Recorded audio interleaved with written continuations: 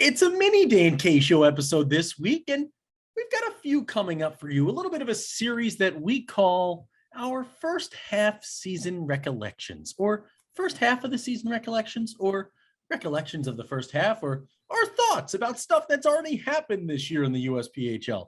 I'm not sure what we're entitling it, but what I can tell you is we have some storylines, we have some MVP selections, we have some coaches to talk about over the next few days and weeks here as we get ready for the second half of the season and our most exciting event of the year, the USPHL Winter Showcase.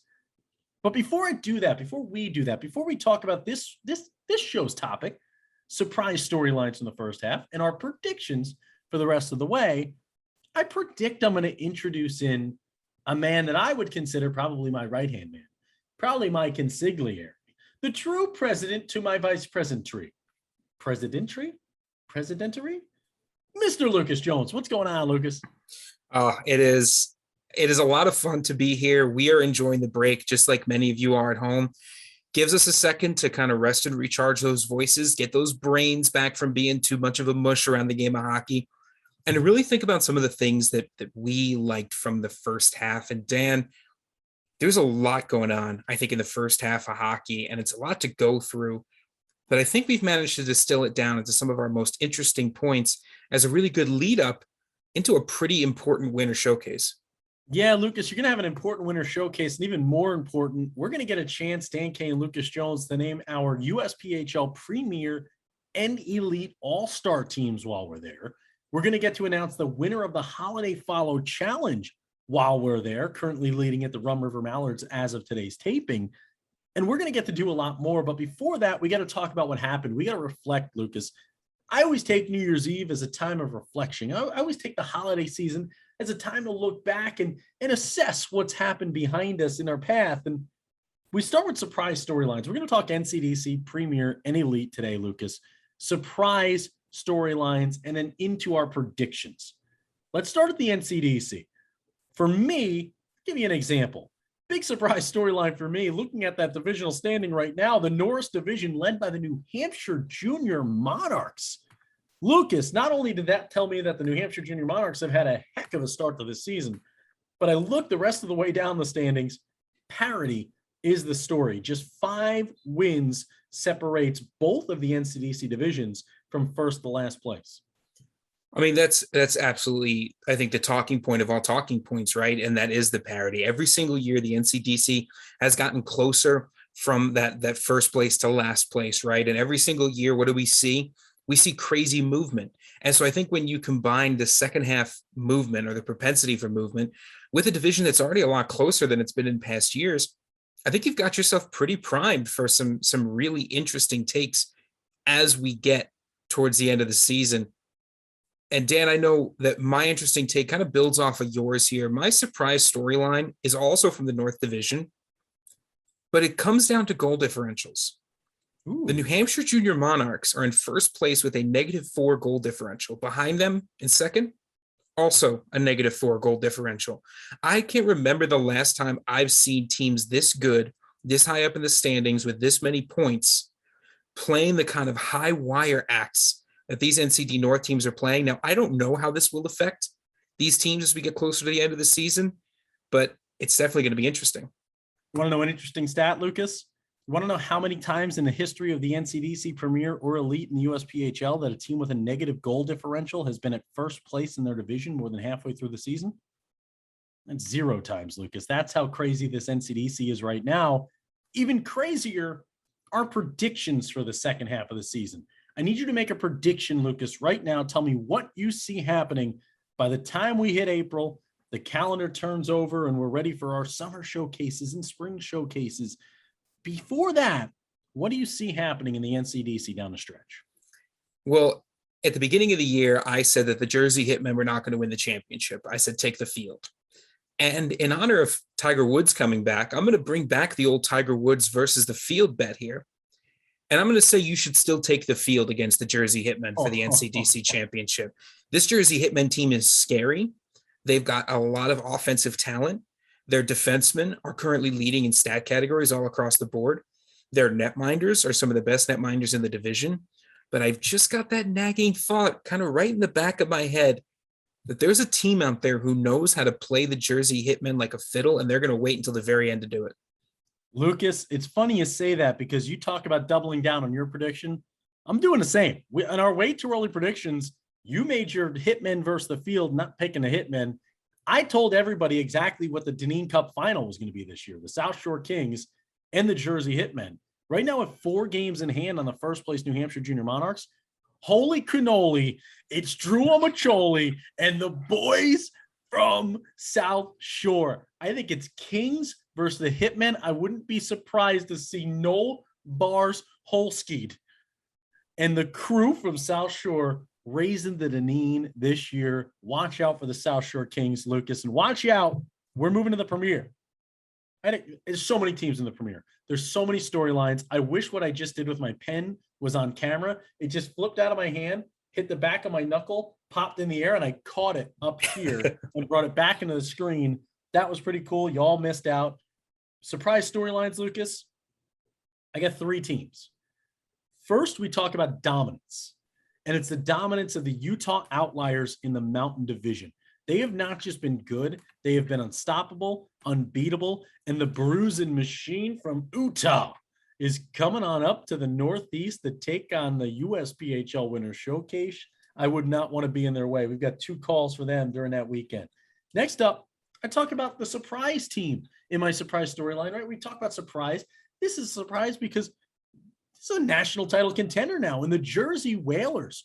What a job, the rebrand, the regrowth, the Jersey Whalers, our boys from NJ, making things happen.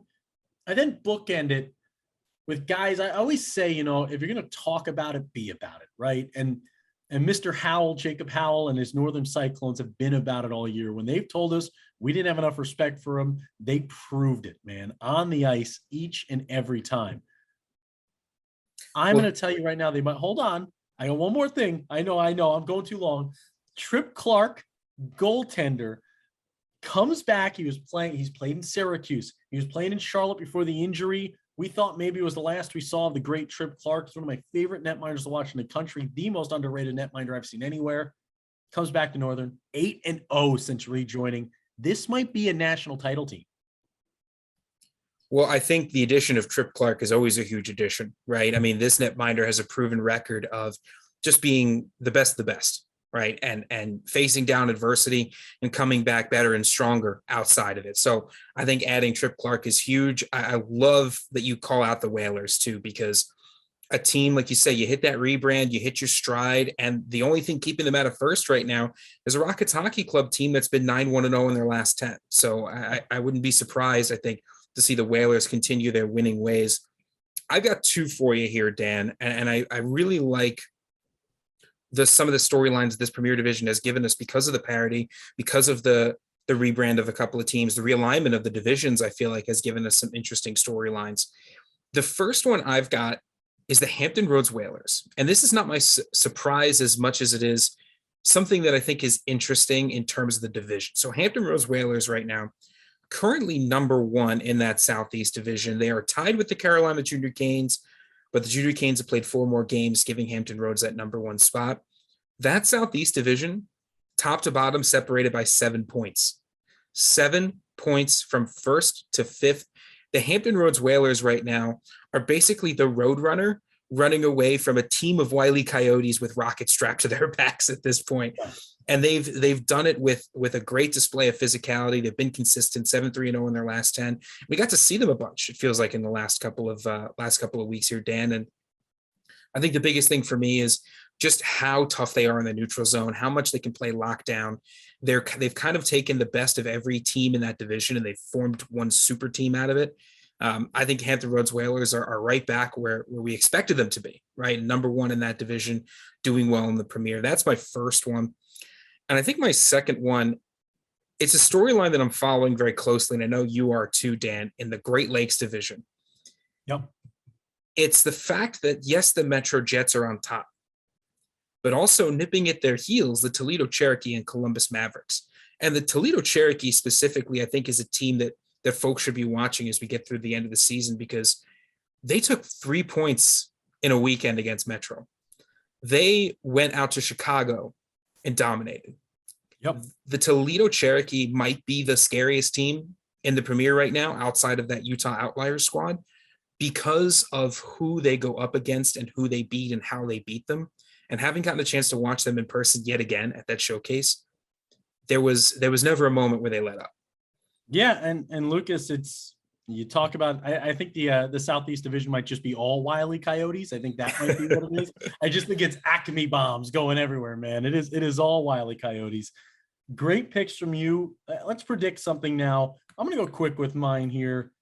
I just think that when you think of Premier National Championship this year, there are teams that pop in your head. I won't say them right now. I won't lead anybody.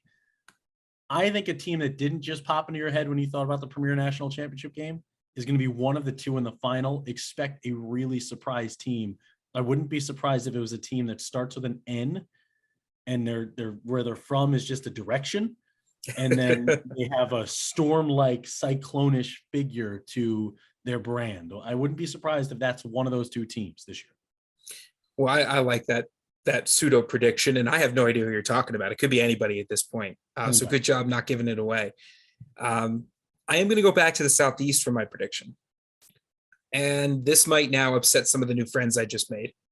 But I think the Southeast Division will not be represented in the national championship this year. And it would be a first. And I think that's why it's a legitimate prediction, right? Especially with so many divisions in the Premier. But the Southeast, their run of dominance, getting to, and in some cases winning in spectacular fashion, just collecting national championships. I just think there's too much parity this year. I think if the other teams watching are getting a little tired of seeing the Southeast hoist that cup, get after it, because this might be the year. Lucas, let's go to the elite here as we close this one out. And my surprise storyline starts out in the South. You just talked about the Southeast. I want to talk about two teams that were our final broadcast before the break. And they are my surprise storylines of the first half. The Potomac Patriots and the Florida Junior Blades in the elite right now. Two teams that they have their growing pains moments, right? They string a couple losses together here and there. They'll struggle at times. But overall, what Coach Lightning Rod Simmons, what Coach Gratz has done there in Potomac with his whole crew has been nothing short of amazing to watch. Both of these teams, I wouldn't be surprised to see some upset wins in the postseason and a trip to nationals for them on the plate. And they treated us to an absolute overtime thriller with maybe the goal of the first half scored to win it. Between the legs, a little nutmeg top shelf bar down Selly. Nothing better. Potomac, Florida, watch out. I think that's pretty interesting. And I think you're touching on something that might fly under the radar for a lot of folks, right? And that's kind of our unique position here. We get to talk about some of the things that fly under the radar. But I think one thing that people should be watching, should be on their radar, my storyline for the elite, is the North Division in its entirety. And this is a division right now where you've got your three at the top who are separated by 5 points, right? The Northern Cyclones still have a couple of games to catch up as well. So the two games that they don't have right now are the 4 points that separate them potentially from the Islanders Hockey Club. So I think you got to watch the North Division. I think you got to watch that division, especially including the Junior Bruins, who are, again, riding that goal differential line, but it shows they can compete. It shows they're willing to play the tough games. They're willing to battle. And I think this North Division is going to be a fun one to watch down the stretch. Prediction, Lucas. Let me hear it for the elite to close things out. This is another simple one. It revolves around the national championship game. I think that right now you've got 4 teams in first place: the Tampa Bay Juniors, the Islanders Hockey Club, the Charlotte Rush, and the Wilkes-Barre Scranton Knights. I think that there is a team outside of that group that will play in the national championship game. I think you've got enough strength in your second and third place squads where a team that gets streaky at the end is going to break their way in and might take a one-way ticket to upset City. Lucas, I like it. My prediction was going to be that the J rating will be the most lucrative and intelligent way to rank teams ever, but we've already accomplished that, so I can't predict it. My prediction, I'm going to go a little off the wall here. I love the Hitman. I love what Coach Raymond's doing there. Wilkes-Barre, obviously title contenders. A lot of title contenders out there. I'm going to leave it with 3 words. Tampa Bay Juniors, that's 3 words. But let's say TBJ is 1. title shot. And that's how we close out our predictions, our surprises, and our storylines from the first half that was beautiful, incredible, and wonderfully navigated by all our teams throughout the USPHL, NCDC Premier, and Elite levels of play. You want to find out more about the Dan K Show, go to dankShow.com. Keep watching. Coming up soon, our Coach of the Year and MVP episodes for the first half of the season.